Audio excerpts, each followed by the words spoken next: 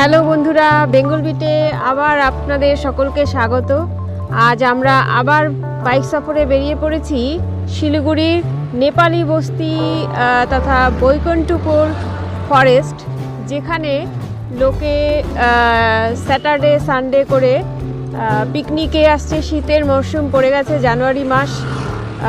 তো আমরা চলুন, আমাদের সাথে থাকুন, আপনাদের স্পটটা আমরা দেখিয়ে দিচ্ছি ঘুরিয়ে ঘুরিয়ে আমাদের সাথে সাথে। আমরা একটি ছোট্ট নদীর ওপর দিয়ে ব্রিজ দিয়ে যাচ্ছি। চারিদিকে বৈকুণ্ঠপুর ফরেস্টের ঘন জঙ্গল। আজও অনেকে এখানে পিকনিকে এসেছে। আর যদিও সানডে নয়, তবুও